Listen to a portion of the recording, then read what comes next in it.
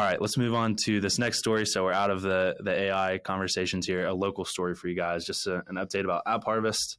They are issuing some new stock. So Evan, you are kind of our in-house finance guy. I'll let you summarize this story, and then we'll give our takes on it and discuss some of the details around this. Yep. So they're issuing $40 million worth of stock, $1 each. So they're issuing about 40 million shares. This is diluting investors that have already kind of been crushed by the stock. The news station that we got this source from? WBRD, I think. Yeah. So Charlie Moyer, who is a finance professor at the University of Louisville, frames this as a Hail Mary. I think that's a good way to put it. They're basically on the brink of bankruptcy. They're trying to make sure that they have enough cash to run throughout the rest of the year to fund their operations. They've been burning a lot of money, but that's a lot of what it takes to build these facilities. And they framed it as we're going from construction and development mode to now operating and trying to reach profitability. And they need money to kind of reset and get to that point. Although I think the Hail Mary again is a good way to frame this. I've kind of got two thoughts. I think there's two ways to look at AppHarvest, both in hindsight and kind of how do you look at the situation currently if you're judging, if you're part of the people that are considering buying, this stock that they're issuing. Here's a couple ways to think about this. If you look at their historical performance and their ability to operate, it's just not good. And so I kind of look at this in two ways. One, they're a startup and they're going to make startup mistakes. And that's what startups do. And so you need to be gracious from that standpoint. And if you look at it from that standpoint, you probably should also believe that they should not have been allowed to go public at all.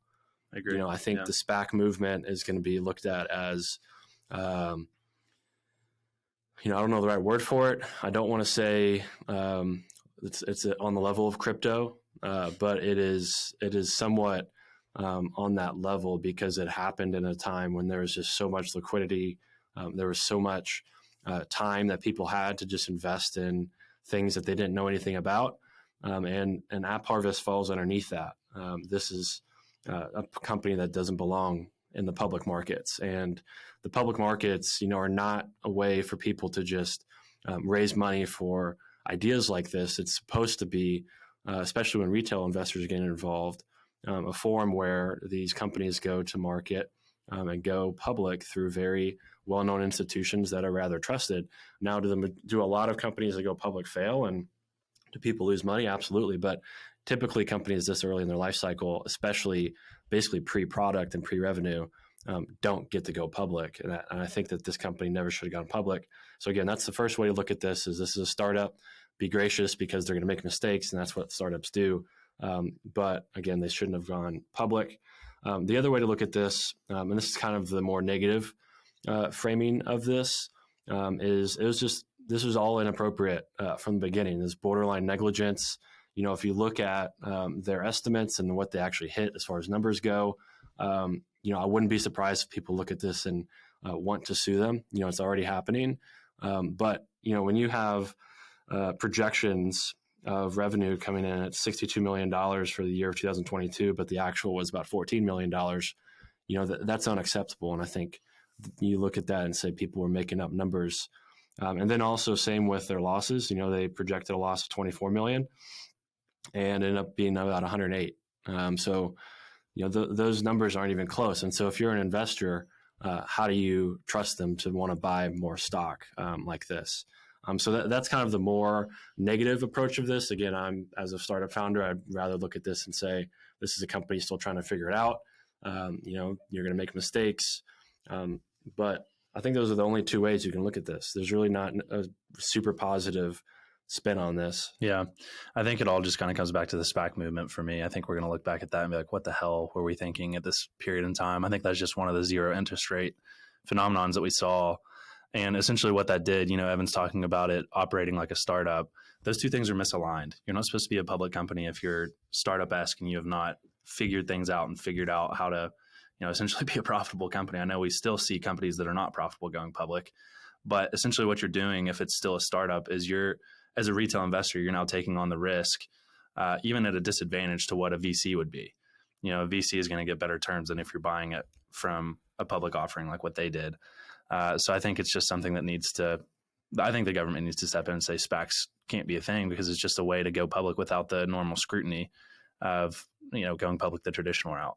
Yeah. So I think it's a phenomenon that we're going to see stay in kind of that zero interest rate era that we saw during COVID. And honestly, good riddance. It's allowed for, AppHarvest is not the only one that's done this. There's, hundreds of companies that went public via SPAC and then just got destroyed in the public markets. I'll be curious who ends up buying these shares. There's a reason that they're issuing shares. They're not, dipping back into debt markets. They're not dipping, back into private equity, for instance, or any of these other channels of raising money. I'll be curious if they do any more leasebacks, or if they, liquidate certain assets. That was mentioned that they could do. So I'll be curious to see how they raise additional funds.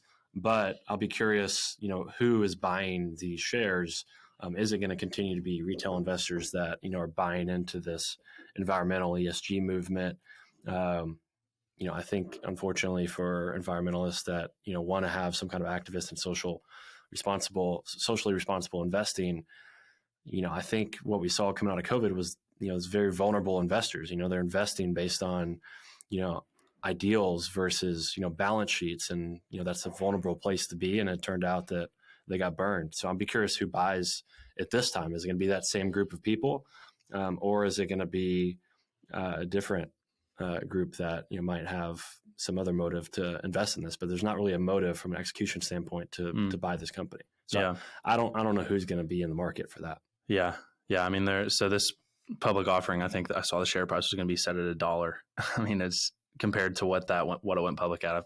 It was around like $30 or something like that. Well, no, I know it's not comparable, but just to see like where they're valuing the company now versus $40. That's crazy. It's crazy. And then just to kind of recap some of the recent updates we've made about AppHarvest lately, this is just kind of the latest in them trying to not run out of cash, essentially. So back in December, we talked about them selling its Berea facility in a sale-leaseback transaction for $125 million to Masterdarties, which is their distributor. So just kind of the latest saga in them trying to stay afloat, keep cash coming into the business. So we'll see. Yeah. One maybe positive comparison here is, Tesla went through similar. They almost went bankrupt several times during the downturn in 2008, 2009, around that time frame. Mm-hmm. Another big, highly capital intensive project. However, that is a totally different scenario where there's a lot more demand for their product. They had way more control over their supply chain, over their distribution of their product, margins.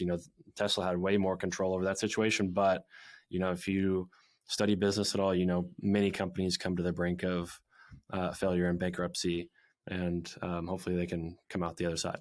Yeah. I think to end this story, as we always like to do, just end it on a positive note. We are in no way rooting against AppHarvest. We're just trying to provide transparent updates of what's going on with this company. It'd be incredible if they managed to turn it around. We're just trying to be real about it.